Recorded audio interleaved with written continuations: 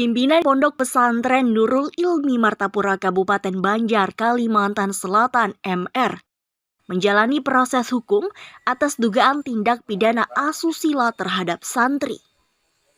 Kasus yang terus didalami Kepolisian Resor Banjar telah menetapkan MR sebagai tersangka atas perbuatan yang juga telah diakui MR dilakukan dari tahun 2019.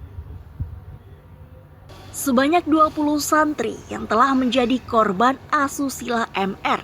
5 diantaranya telah melakukan laporan di Unit Pelayanan Perempuan dan Anak Polres Banjar. Dari hasil pemeriksaan kepolisian, tindakan asusila sesama jenis dengan korban anak di bawah umur dilakukan MR dengan dalih ritual pembersihan diri. Terkait permasalahan ini sebenarnya sudah berlangsung dari 2019. Cuman dalam artian namanya anak-anak ya kan penuh tekanan, dan dalam artian juga ada sedikit pressing dari terlapor. Jadi mereka nggak berani speak up dalam artian berbicara dan melaporkan hal ini. Nah, berawal dari hari Sabtu tanggal 11 Januari itu ada satu orang yang datang ke sini melaporkan hal ini, yang saya tidak bisa sebutkan namanya karena beliaunya juga minta karena masih anak-anak dirahasiakan.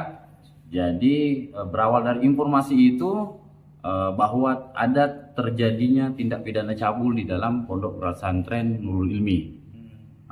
Terkait dengan hal itu, kami langsung mengumpulkan bahan keterangan, informasi. Setelah itu ternyata kami datangi ke pondok pesantren, kami mendapati satu saksi di mana itu yang juga tidak bisa disebutkan namanya untuk sekarang ini, ternyata membenarkan cerita itu dan dari cerita dari para korban. Dan ada satulah korban yang dalam artian yang berani, ABD namanya, inisialnya ABD. Jadi untuk sekarang ini, sementara ini sebelum rekan-rekan bertanya, ada beberapa korbannya dari alur cerita dan ibaratnya mulai dari tahun 2019 itu diduga ada 20 orang.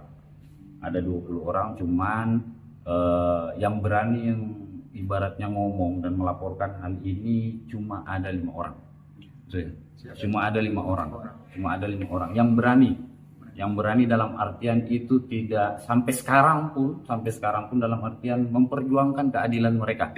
Dalam artian betul pada saat sekarang ini mereka ada sebagian yang sudah dewasa karena kejadiannya di tahun 2022 waktu mereka masih di bawah umur. Nah, untuk tersangka dan ibaratnya sudah dilakukan penahanan.